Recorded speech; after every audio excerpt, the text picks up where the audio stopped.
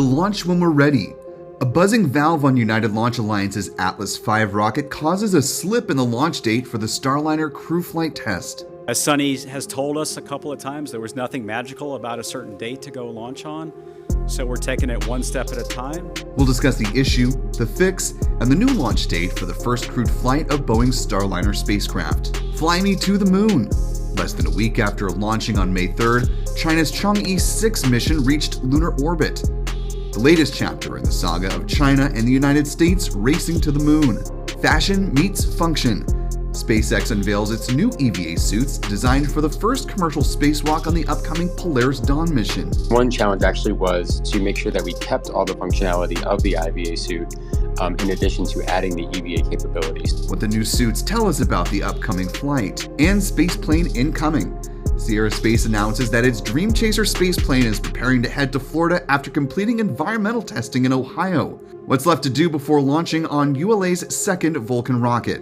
Joining us for insight and analysis are Jeff Foust, senior writer at Space News, and Bill Harwood, space consultant for CBS News. From the Spaceflight Now News Bureau at NASA's Kennedy Space Center, this is News from the Press Site. And liftoff of Artemis 1. We rise together, back to the moon and beyond.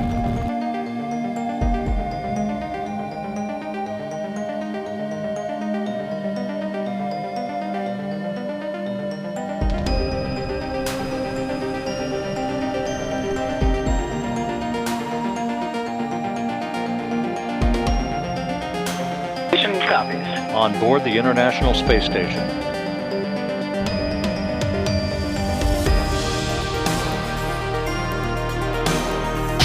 liftoff. Go Falcon, go Dragon, go Crew 7. This allows us to go faster and to have better technology.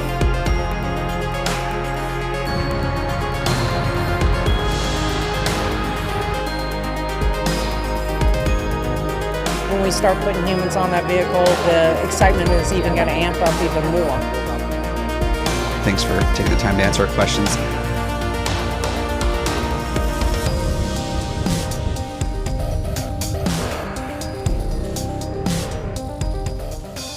Hello there, and welcome to this week's episode of News from the Press Site, a roundup of the week that was in space news with some of the journalists who covered the space beat. I'm Will Robinson-Smith, reporter for Spaceflight Now. Really appreciate you being with us to get up to speed on all that was this week. We've got a great panel to break it all down with, so let's not waste any time. Let's bring them in here. First up is Mr. Jeff Foust. He is senior writer over at Space News, been writing there for quite some time, writes about space policy, commercial space, and other related topics. Also, he has a PhD in planetary sciences from the Massachusetts Institute of Technology. Jeff, welcome to the show. Welcome, Will. Thank you. Glad to have you with us, and a familiar face joining us once again on the show, Mr. Bill Harwood of CBS News fame. He's a space consultant for the news network, has been with them for quite some time, has a storied history covering the space beat, and you'll find his expertise primarily and robustly on all things International Space Station and human spaceflight. Bill, good to have you back. Glad to be here. Glad to be here with Jeff, too, by the way. He's the guy we all go read when we don't have time to cover something because Jeff covers everything. So glad to be here. You know, one of the things that I feel like I hear just in passing every time I've gone to a convention is I don't know how Jeff keeps up with everything and is such a prolific writer, because I feel like you crank out 4 to 5 stories a day. It's quite something, Jeff. Yeah, it's not usually 4 to 5 stories a day, but sometimes the pace of the industry, especially these days, requires you to sort of crank it up to a higher gear. Well, speaking of cranking things up, let's go ahead and get this show moving. And of course, we were all here in Florida this past Monday as we were hoping and waiting to see the launch of a Boeing Starliner spacecraft in a crew configuration for the first time atop a ULA Atlas V rocket. But just about 2 hours before liftoff, the mission scrubbed due to a valve issue. So let's listen into Tori Bruno's explanation of what went wrong. He's the CEO and president of ULA.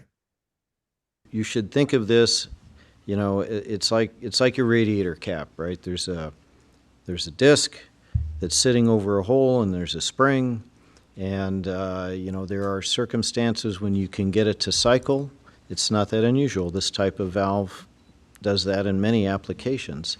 if the stroke is large, then there's a lot of energy, and those are full strokes. That's how we qualify it, by forcing it to fully cycle.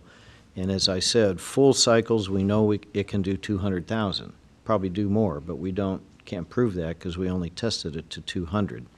What we're trying to analyze tonight, what we are analyzing tonight, is data that would help us understand, were these full cycles, and so all of that energy, 1-for-1 against the 200,000, or were these very low amplitude, low energy buzzes against the seat, in which case we would calculate that equivalent energy and we'd have an equivalent count of cycles that would be whatever they are.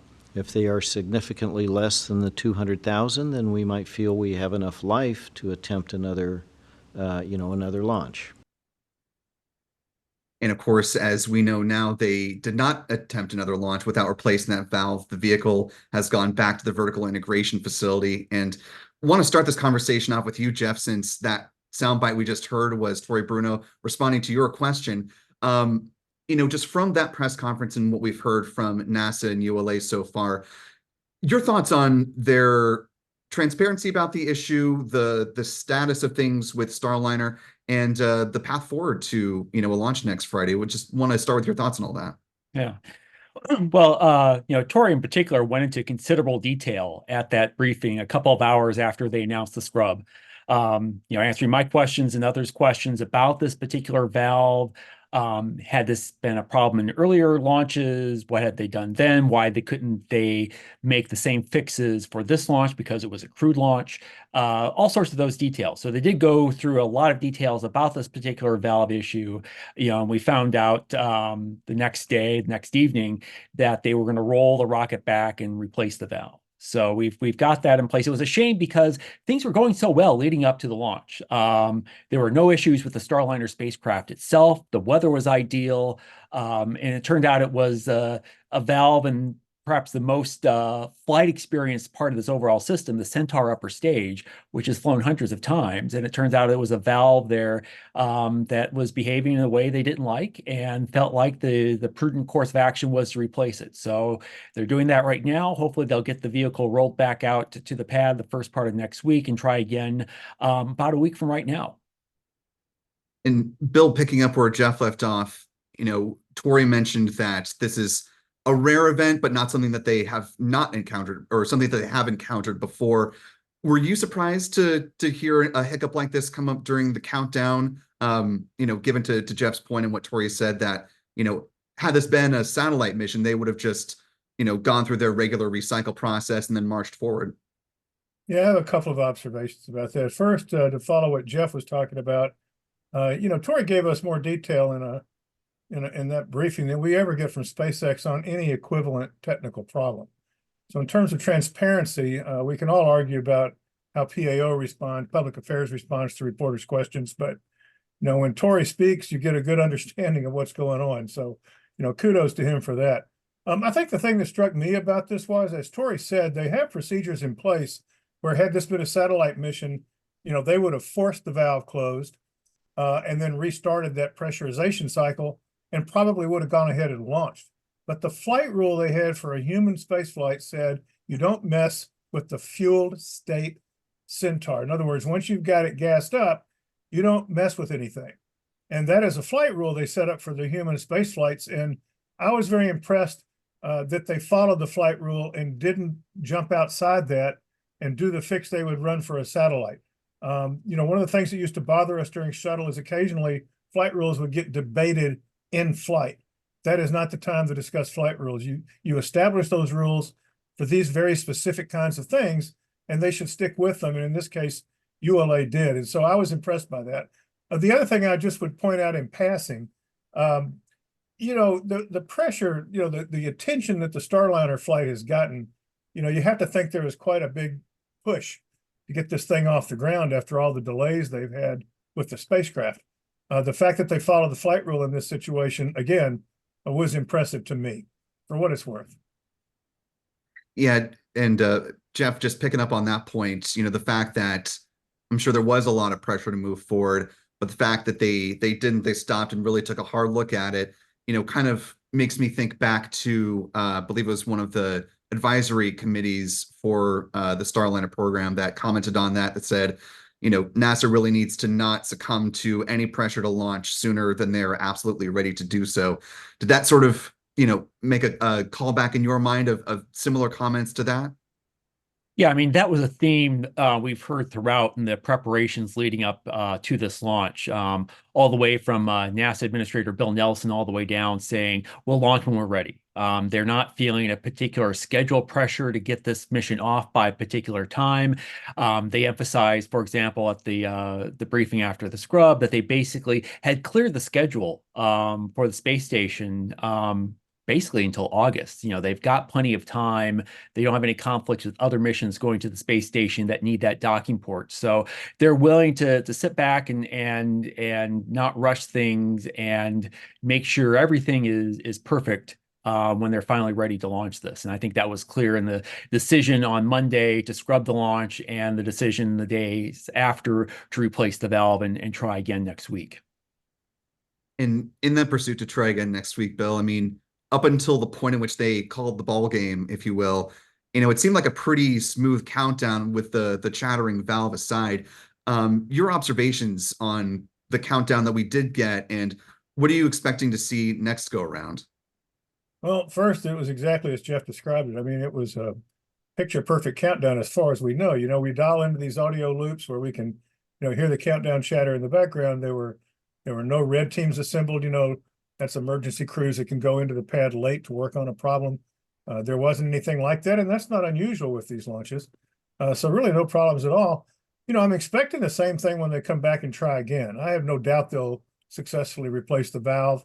I'm sure they'll test the heck out of it before they go back to the pad, and I'll expect all of that to work. Now, that said, you can never predict how a rocket countdown is going to go. Things can go wrong at any time. I mean, that's always the case with any rocket, but given the scrutiny this one's been under, I think I'd be surprised if there was anything major that cropped up this time around. And one last point, and this is, again, just an aside since we're talking about this, it was interesting to me, the media's reaction to the scrub, because if you didn't know any better, you would think this was Starliner's fault, because of all the problems the Starliner has had so far, but Starliner had nothing to do with this scrub, unless you want to really get down in the noise and say, well, Boeing and Lockheed Martin co-own United Launch Alliance, but this is an Atlas rocket that was a Lockheed Martin product from the beginning, and clearly Starliner had nothing to do with this one. So I think that some of our colleagues in the media should maybe make that clear the next time around, where the blame lies for this scrub.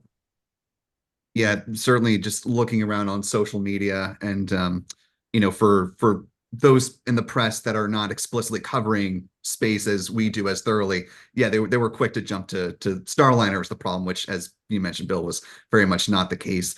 Lastly, just before we wrap on this, Bill, you and I have had the chance to talk about this in a previous podcast episode, but Jeff, in just a couple thoughts, I wanted to get your look ahead as we look to actually the flight profile of CFT and what you're most anticipating, looking forward to, if you will, on this first crewed flight.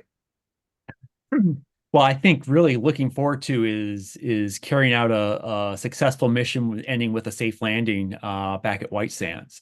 We've flown Starliner twice before without a crew on board. Once not with some problems, once pretty successfully. Now is to see how well it works with the crew on board, how well they can handle the controls of the spacecraft, the various life support issues, things like that. So that's really sort of the key thing. The key moment, I think, is when Butch and Sonny step out of the capsule in New Mexico at the end of the mission, confirming a safe flight and verifying that Starliner is ready to go for regular missions to the space station. Absolutely. Well, moving on to our next topic, which is one that Jeff, your colleague, Andrew Jones, has done some great reporting on for Space News, is the arrival of the Chang'e 6 spacecraft now entering into lunar orbit. It launched back on May 3rd. It's been a fairly quick jaunt out to the moon, which has been obviously a hot ticket in town for, a lot of spacefaring nations around the world. And so, Jeff, we'll start again with you on this one, since obviously you're exceedingly familiar with Andrew's reporting.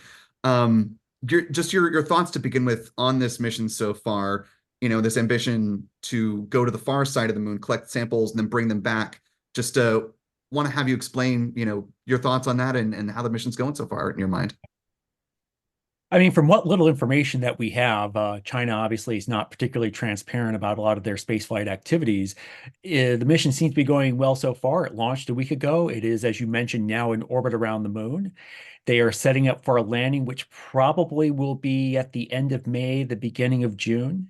And that will be on the far side of the moon in a location called Apollo Crater. And the purpose of that is to land, to scoop up about 2 kilograms worth of samples and then take back off again. Rendezvous with the rest of the Chang'e mission spacecraft in lunar orbit and head back to Earth. So at some point next month, it would be returning those samples to the Earth, much like the Chang'e 5 mission did a few years ago from the near side of the moon. And this would be the first time that any mission has returned samples from the far side of the moon, the part of the moon that we can't see directly from Earth. And it would be only the second mission to have landed on the far side of the moon after the Chang'e 4 mission several years ago, also by China.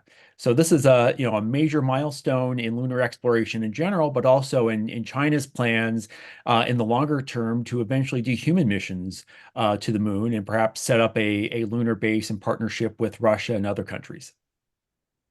Well, and to your point about the opaqueness of not only this mission, but China's space program sort of writ large, I believe it was earlier this week, or maybe it was last week, when Bill Nelson was up on the Hill and was asked by one of the lawmakers directly, what do you know about this mission? Sort of how does it fit into China's grand ideas for space? And Bill Nelson said, essentially, we're not really sure. China doesn't share their information.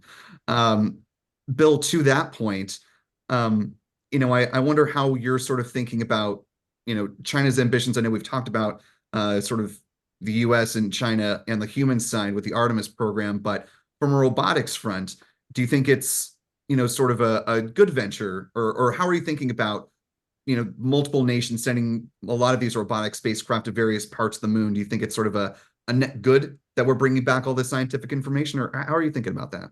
Well, no question about that. I mean, I would hope they share their scientific information, but no, the more the merrier in that sense. But I'm impressed. I mean, this is an extraordinarily complicated mission.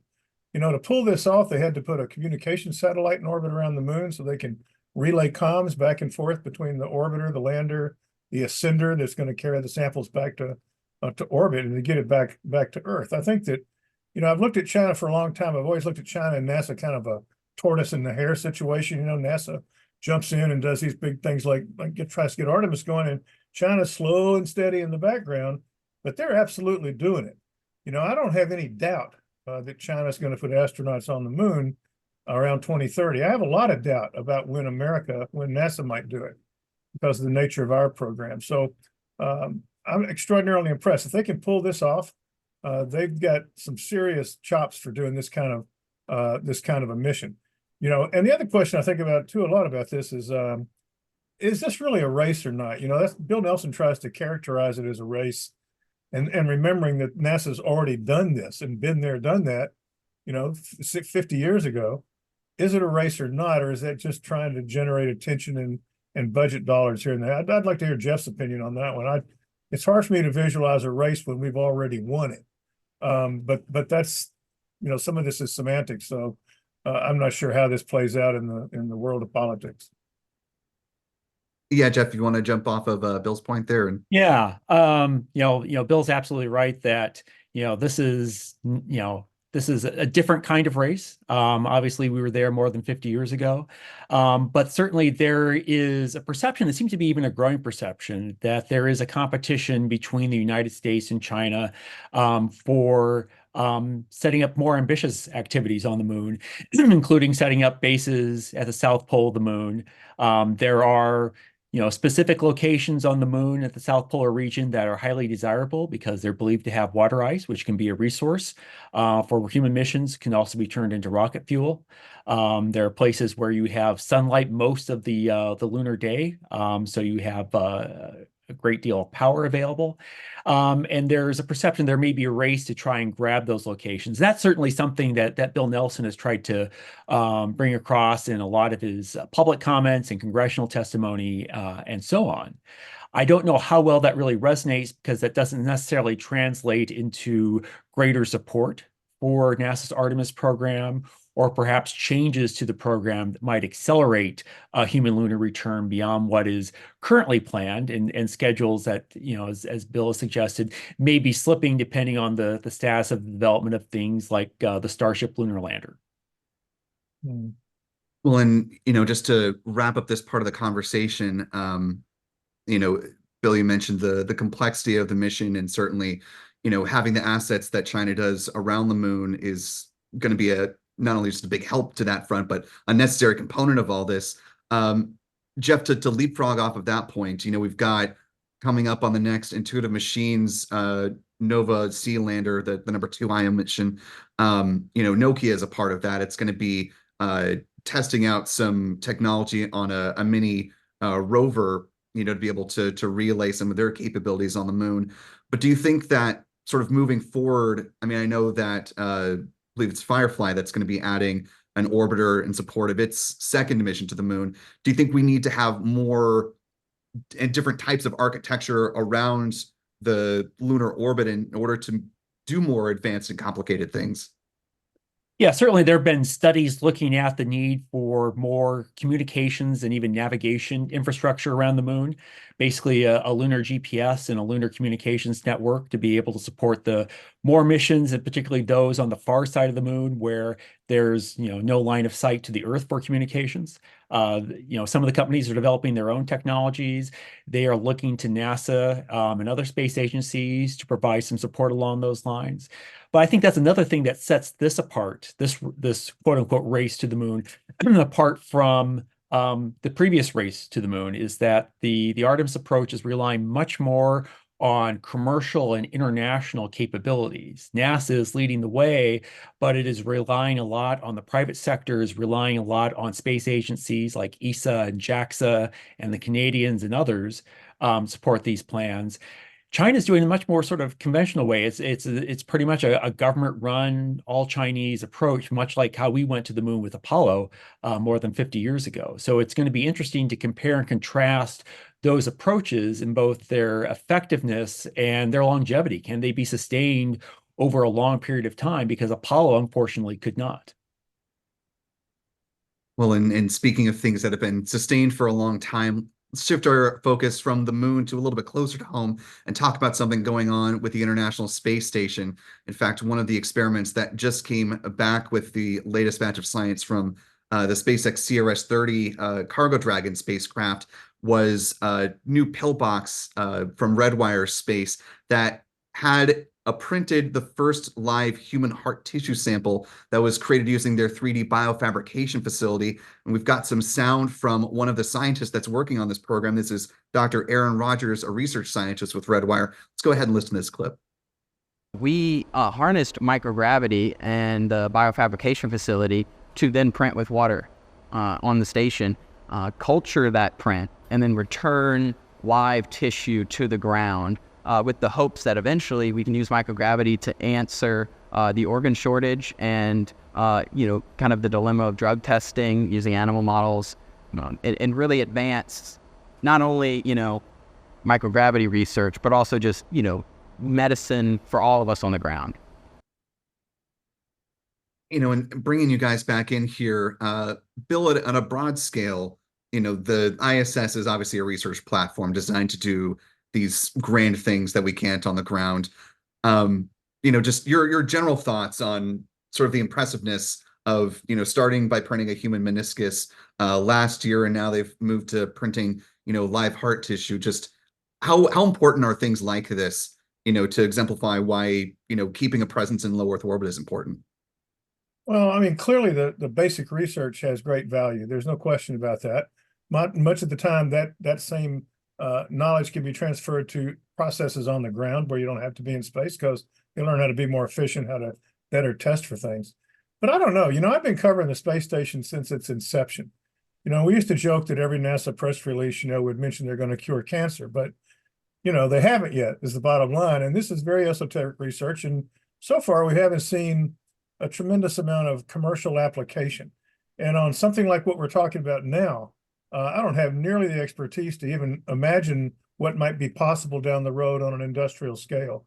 Jeff might have better insight than I do, but it's one of those things that it's extremely hard to evaluate from the outside, taking these incremental steps with this very sophisticated research, and then trying to visualize how that moves forward into a marketable or even if it's not marketable, some successful application that has widespread use. So I don't have the expertise to even begin to assess something like that.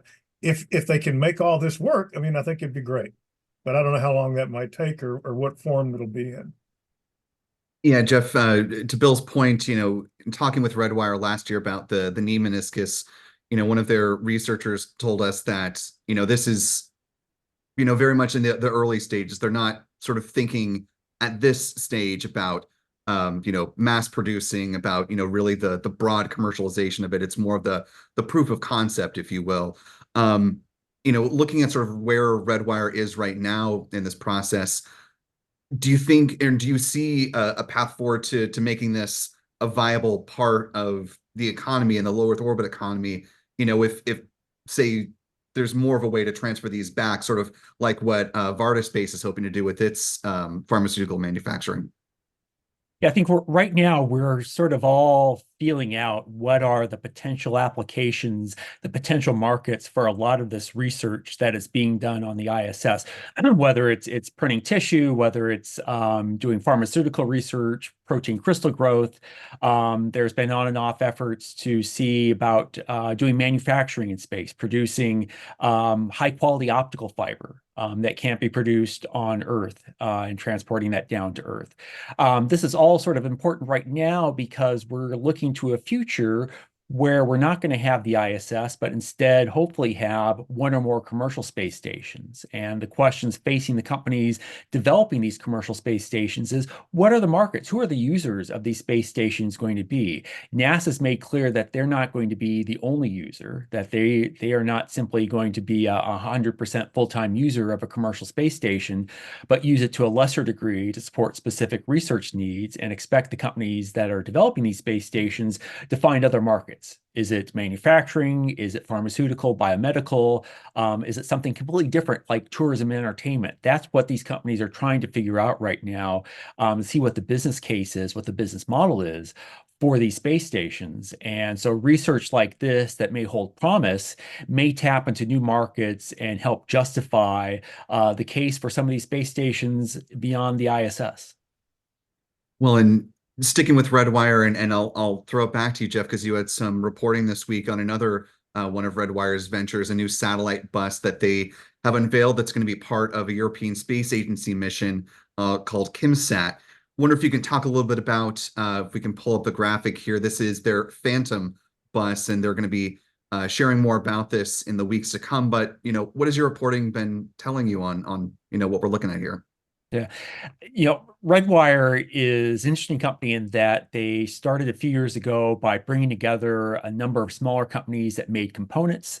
They found some success in that. They manufacture a great deal of components for space systems. For example, they produce the rollout solar arrays, a version of which called IROSA is being installed on the International Space Station.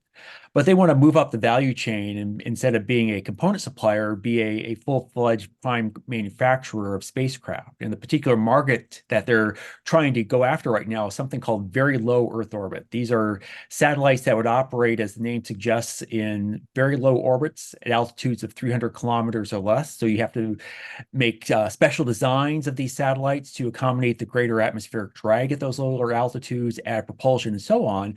But there's interest in operating in these low orbits because you can put the same camera that you would put on a satellite in a higher orbit, but get better resolution images, or perhaps get better communication services, and so on. And so Redwire actually has two of these satellite buses, Phantom, which they introduced this week, and something called SaberSat, which they've been developing here in the US, that they announced a couple of months earlier, also targeting this VLEO market. And they sort of see this as an opportunity to get in into a new market where there's not much competition at this point and show off their capabilities, while also sort of moving from a component supplier to a prime contractor in the space industry. Speaking of showing off capabilities, that is a perfect thought segue to our next story topic. And Bill, I'll start with you on this one. In the realm of human spaceflight, SpaceX unveiled its new EVA suits in the realm of the new Polaris Dawn mission, which we know is coming up in early summer. We don't have a hard date on it. But actually, before I bring you in, we have a quick soundbite talking about the spacesuit. We'll talk about the spacesuits more in a second, but in order to make the spacewalk work, you need to have the Dragon capsule come down to vacuum, something it's never done before. And so they're going to be showing off a number of new capabilities on this mission. So let's listen to Sarah Gillis, who is mission specialist number 1 on the Polaris Dawn mission. Fundamentally, when Dragon was made, this kind of wasn't what the interior was designed for. And so there's so many different aspects that you need to consider when we don't have an airlock on Dragon. So in order to perform a spacewalk, we have to take the entire interior down to vacuum. And now we're getting a look at those spacesuits, and we'll come back to that B-roll in just a second. But Bill, throw to you first. We've been waiting to hear more about these spacesuits, a little bit more about what they're capable of. Now we're actually getting some images. We had the Twitter spaces for the crew and some of the SpaceX folks to talk about them. I wonder, just starting with the Twitter spaces, I mean, we mentioned at the beginning of our conversation about, how detailed Tory Bruno's comments were on the valve issue. This was about as much as I recall ever hearing from SpaceX, really going into thorough detail, at least in the last couple of years, on something like this. Yeah, it's certainly a step forward. I have a lot of questions about the suit. I mean, it's certainly it's at a different level than a NASA EMU. The one where they go outside completely. They're not tethered. They have to have emergency oxygen on board their spacesuits. All the thermal control, cooling, all of that. This is a different ball game since they'll constantly be tethered to the Crew Dragon. I would like to know what the thermal limits are of the suit, how they provide cooling in some detail, because obviously when you go out in Earth's shadow versus sunlight, temperature swings a couple of 100 degrees either way. I'd like to know what their emergency capabilities are in terms of how long does it take to get the EVA crew member back inside and the hatch shut in an emergency. Things like that, basically the off-nominal stuff. How does that work? They seldom talk about things that are outside of what they plan to do.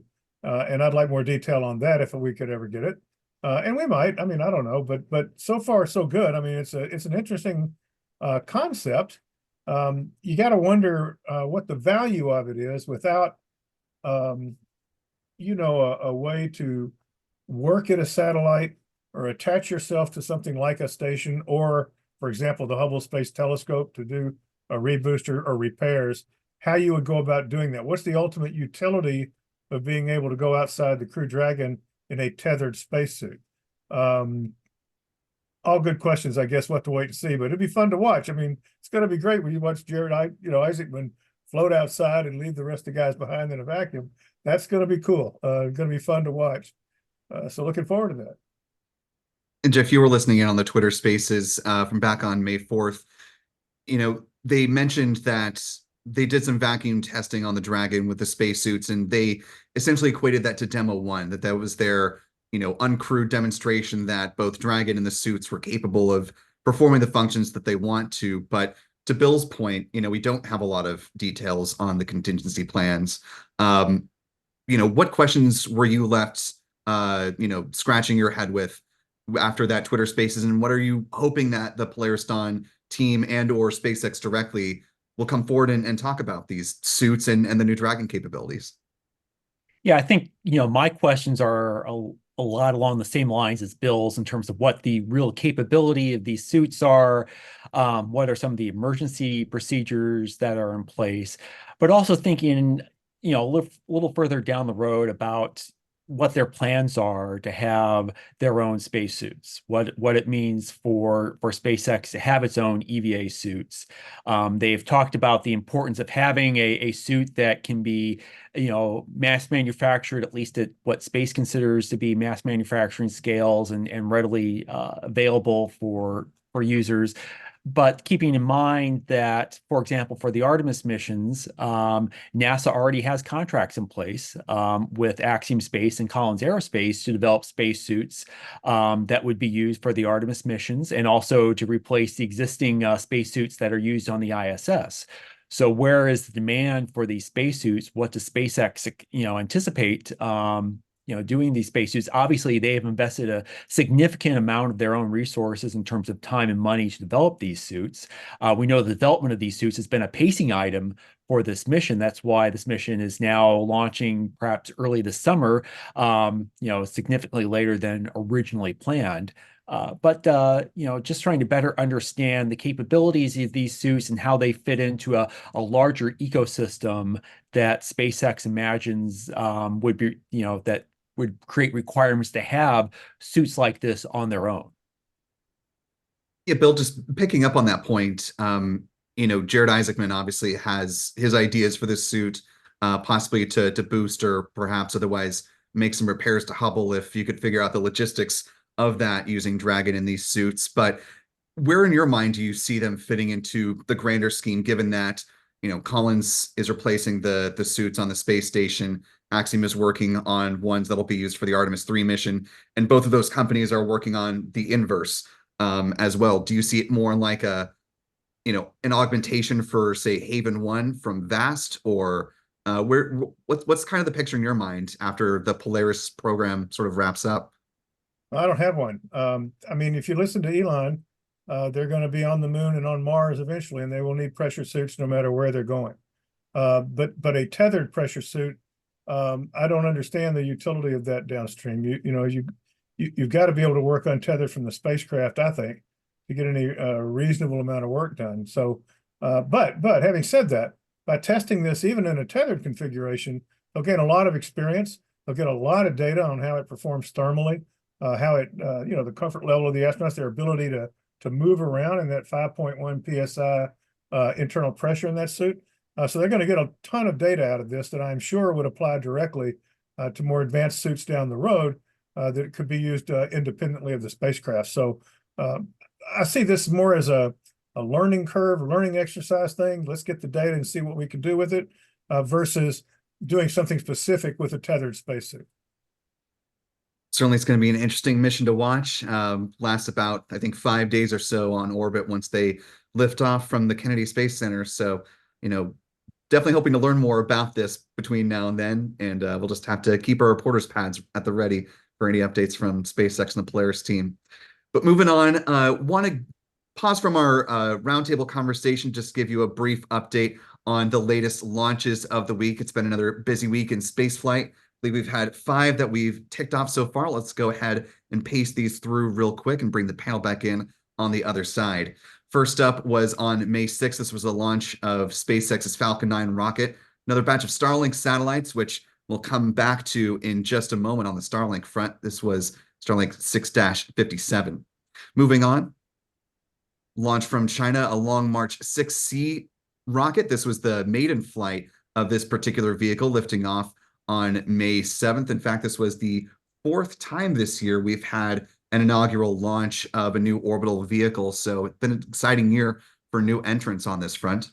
Moving on, we had another SpaceX mission from here on the Space Coast, 23 more V2 Starlink mini satellites heading up on May 8th. After that, we had another one from China. This was a launch of the Long March 3B/E rocket with 2 communications satellites heading up to medium Earth orbit. And then finally, we had the launch of the SpaceX Starlink 8-2 mission, sending up 20 Starlink satellites in total, 13 of which have the direct-to-cell capability, a big part, or a burgeoning part, I should say, of their business model moving forward with the Starlink constellation. And that actually segues very nicely into our next story topic, which is about the market case for SpaceX and their Starlink venture.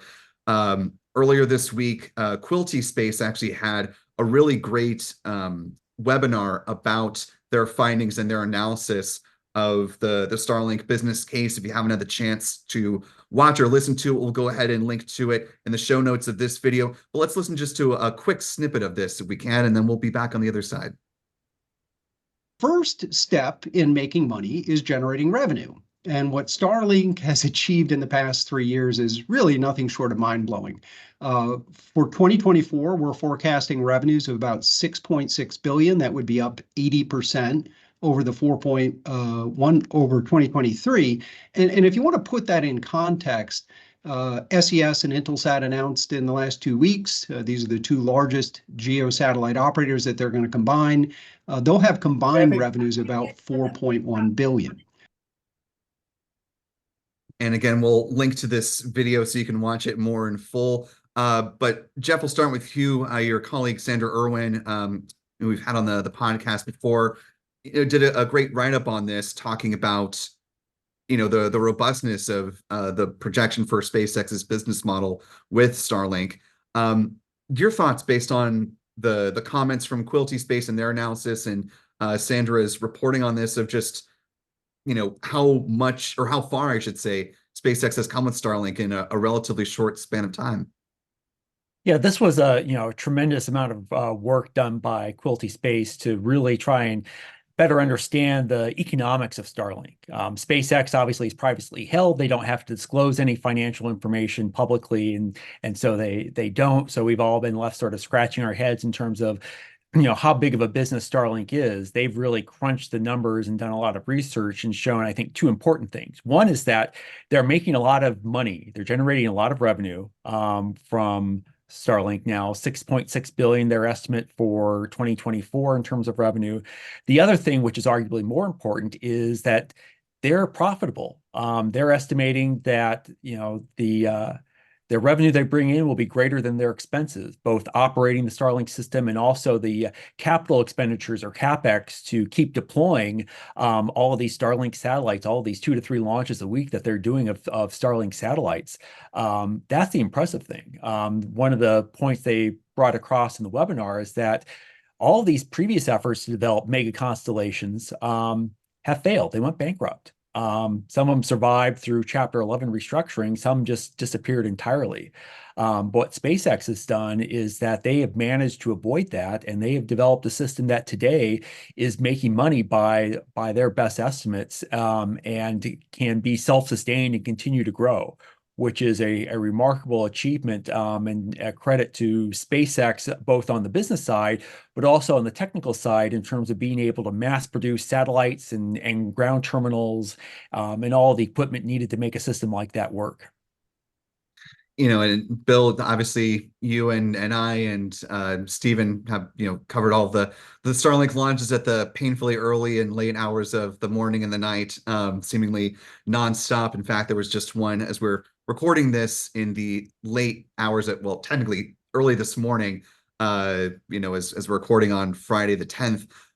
Does this kind of line up with your thinking on Starlink? The numbers that Quilty provided, given how often SpaceX is launching, given the fact that they do have the vertical of, being the launch provider and being the satellite customer, that they have reached this point of profitability. No, I never doubted they would become profitable at some point, because there's a huge demand for space-based internet. I mean, anywhere in the world where you can see the sky and see the satellites, you can have relatively high-speed internet. That is a saleable item. My concerns about Starlink, and before I go on with that, I want to point out that I'm probably going to own one myself. My wife and I are buying a travel trailer. They have a great plan for people like me that would want to have a Starlink antenna, and you only use it intermittently, and they will only charge you intermittently if you're actually using it. So it's something that people like me who would normally not think about it are gonna jump on board just for that very reason. So I think the market demand is there without a doubt, and the more satellites they launch, the better the data flow, the bandwidth, connectivity, etc., all around the world. My concern with Starlink is very simply the numbers. If you've covered space for a long time and you think about what would happen, the consequences of one collision in low Earth orbit that creates a shower of debris, whether it's with a non-Starlink satellite or any satellite, what is that going to do to the company? If you have one of these cascading effects that takes out a bunch of satellites, it's hard to imagine that we'll never see one of these. It's very difficult to imagine that. And so the question is, how long would it take and what would the impact be? So I'm skeptical about the long-term future of these things. You throw the Kuiper constellation in there, what the Chinese are planning, everybody's jumping on this small low Earth orbit constellation bandwagon. And it's just impossible for me to imagine that we won't have collisions and subsequent failures down the road because of that. I mean, Jeff, you might disagree, I don't know, but that's the one thing I always think about with these mega constellations is when is that going to happen? Because it almost surely will. Yeah, Jeff, you really have your hands on the commercial side of space flight. Your thoughts on Bill's point there, just the mass proliferation of Starlink satellites that we're going to be seeing over the next 5-10 years, and just the fact that they want to operate tens of thousands of these in low Earth orbit. Do you think that'll set them up to be sort of too tangled of a web going down the road, just given that they're not the only game in town? Yeah, I mean, space sustainability, largely, including Starlink and the other systems and the growing debris in general in low Earth orbit, is obviously a major concern. And I think it's inevitable that there's going to be a bad day at some point where there is a satellite collision, whether it involves Starlink, whether it involves another constellation, whether it's just two pieces of debris that run into each other, uncontrollably. That's going to happen, and what are the impacts of that going to be on the broader space economy, on Starlink, on the other constellations, even on the International Space Station, if there's a much higher debris population in low Earth orbit? That's something we're still starting to grapple with. You might have recalled that last month NASA released what they call a space sustainability strategy, to try and take a much more holistic approach to the issue, to try and understand what are the key factors to look at to make space more sustainable, and then start to work on some of the technologies like orbital debris removal to address that problem. That is probably a long-term effort, but the concern exists now and is only growing as more satellites get launched, and the greater overall population of debris continues to grow. Well, it's certainly something that obviously we're going to keep a close eye on, given that it will impact all of us, and certainly we'll have to report on it whenever that no good, horrible, very bad day comes. Hopefully, but I am looking forward to having internet when I'm camping out in some national park. So I'm hoping that the system stays functional. Let's put it that way. Fingers crossed, Bill. As a fellow camper, I'm also, I have high hopes for satellite internet. Well, moving from SpaceX on orbit to SpaceX, ride to orbit, one of the story items that popped up right at the end of this week was the fact that, sort of the biggest non-story possible, taking a look out of our window here over at pad 39A, you can see the SpaceX Starship tower just to the right of the current crew access tower. We know from the FAA that SpaceX has submitted its planned desires to launch the Starship vehicle from there formally. Now they're looking at an environmental review, and part of the design for this is to launch up to 44 times per year with Starship and land both the Super Heavy booster and the Starship rocket either at pad 39A or out on a drone ship. So, pretty notable ramp up for SpaceX in addition to the Falcon 9 and the Falcon Heavy. Bill, I'll start with you and then we'll go to Jeff. Obviously not surprising that this was coming. I mean, we've seen the tower for a long time, but does the scale of the number of missions that they're hoping to launch, purely with Starship surprise you? It would have 10 years ago. It doesn't anymore. The one thing SpaceX has convinced me of is their ability to rapidly launch spacecraft. They standardize their design, they perfect it, and then they can launch it over and over again. And so, no, I'm not surprised by the 44 estimate. I think, thinking about this launching these from the Cape and from that tower we all see from the press site, my biggest concern about this is strictly personal. I'm not convinced that the press site can stay where it is once they start flying the Starship, because that is such a huge rocket. If you had an on-pad mishap, I think the blast zone would be pretty remarkable. The Space Center is laid out right now based on a Saturn V on pads 39A and B, in terms of we're roughly 3.5 miles from the pad. The VAB is, and so is the press site. I'm worried that when the Starship starts flying, they're not going to let us stay where we are right now. I think we're too close to the pad. I also think that they'll get their they'll get the environmental clearance to launch from there. I can't imagine why they wouldn't. And so that's gonna be a really interesting thing to watch unfold. It's gonna be remarkable watching the first one take off out of here and seeing how it compares with shuttle launches in the Saturn V back in the day, if we're here to see it. Well, to that point, Jeff, it's been sort of an uphill battle at various points from an environmental front to get things moving forward down in Boca Chica. Obviously, a lot of folks had environmental concerns after the first integrated flight test of Starship down there. Do you think, to Bill's point, that they may face less of a regulatory, hurdle getting Starship going here, just given that it is surrounded by the environment of not being super close to, a lot of highly, populated areas, and B, just that, this is literally the Space Coast. I mean, we're used to large launch vehicles going off at all hours of the night. Yeah, I mean, that's a good point. When this notice in the Federal Register showed up today announcing that they were going to do this environmental review, my first thought was, hadn't we already done this? And in fact, there had been an environmental assessment in 2019 about doing Starship launches from 39A. But what the Federal Register notice pointed out is that Starship has changed in the last 5 years. Their plans have changed for how they're going to bring back the super heavy boosters. The launch rate has changed, and all those factors combined led them to conclude that they need to do a new environmental impact statement, EIS, to support a launch license for doing Starship launches from 39A. It's interesting, this is running in parallel with a separate effort being run by the Air Force about doing Starship launches from Cape Canaveral Space Force Station. They're looking at the possibility of using Space Launch Complex 37 now that the Delta rocket is retired as a Starship pad, or building a new pad between 37 and Space Launch Complex 40. So those two efforts will be going in parallel. And because there's such a long history of launches from the Cape and an understanding of the environmental impacts and how to mitigate them, I think this is obviously they need to do this to comply with the federal law, the National Environmental Protection Act, to do this. But there's the environmental situation is much different than a case like Boca Chica, where launches are brand new and a rocket of that scale and the environmental impacts cause a great deal of controversy. I don't expect that to be the case at KSC or the Cape. Yeah.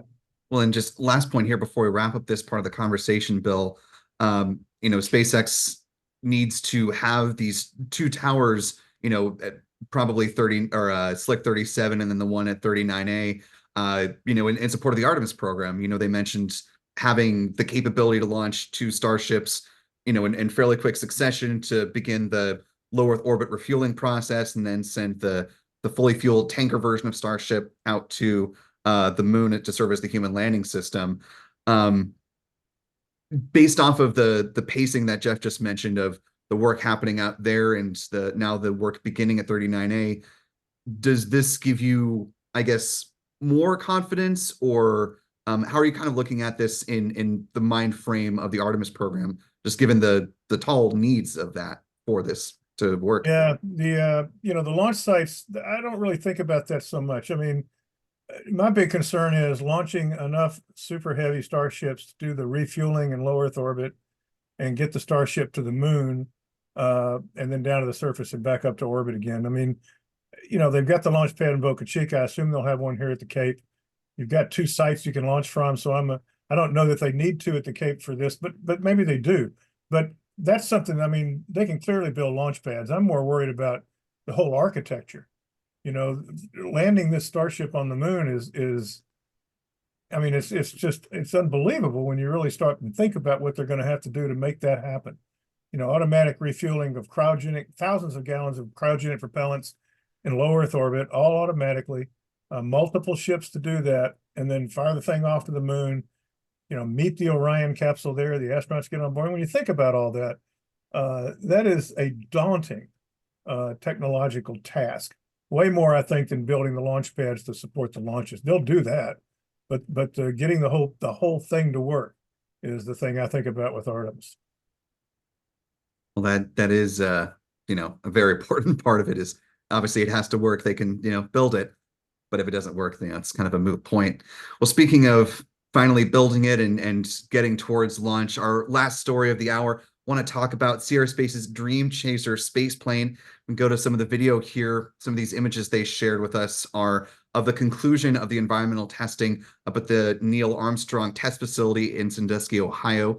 Adam and I had the opportunity to go up there and visit Dream Chaser before it went into the big chambers, and it's quite a physical spacecraft, and looking forward to seeing it down here in Florida. Obviously, the big news items are A, that the testing is wrapped up, and B, that it is going to be making its way down to Florida in the very near future. So Jeff, to you first, your thoughts on Dream Chaser, in the realm of spacecraft that have taken a while to get to where we are now, the fact that we're almost about to see a Dream Chaser that is going to be, flight worthy here in Florida. How big of a deal is this for Sierra Space to finally be at this point?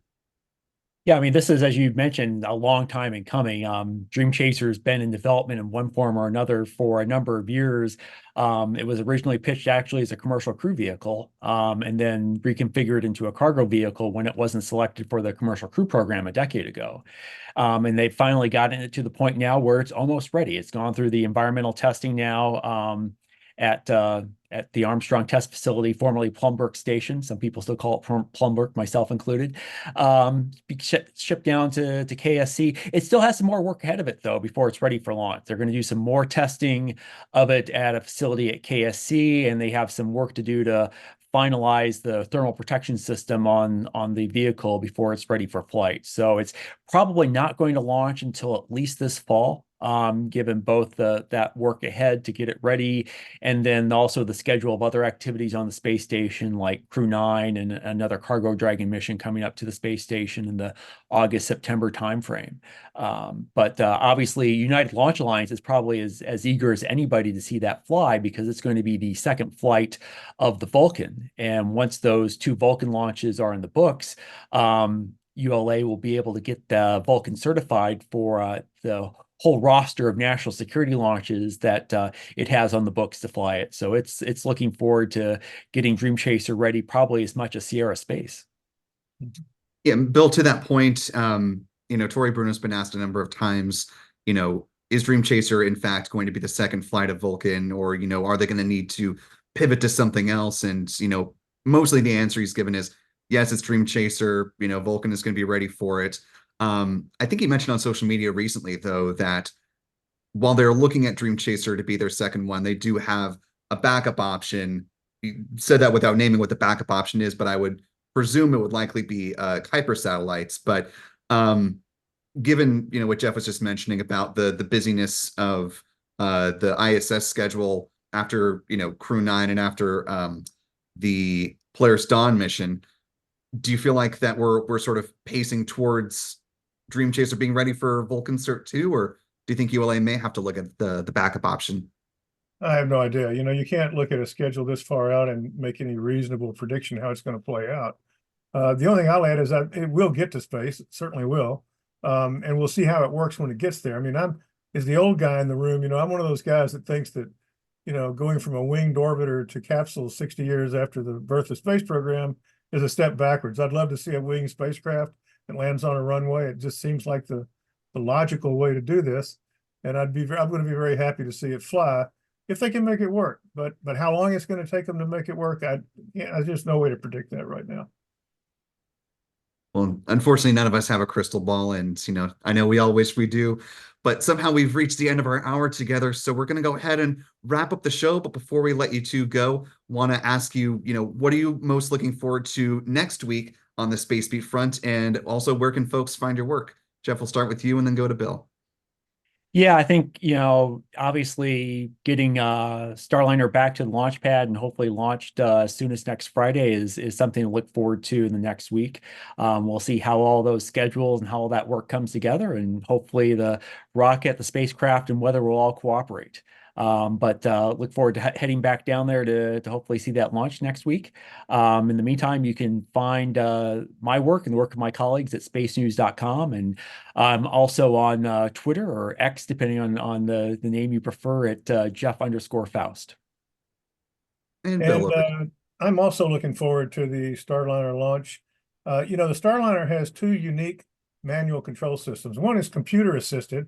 It's similar to what SpaceX has in the Crew Dragon, meaning the astronauts can take the controls with the help of the computer and kind of tweak their trajectory, their dead bands, if you will. They can move themselves a little bit around if they need to for whatever reason. But it also has a fully backup system that bypasses the computers. In other words, if all the flight computers fail, they have a system that lets them directly control thruster firings with their hand control. And they're going to test that during this mission. And that's a unique capability. The Crew Dragon doesn't have that.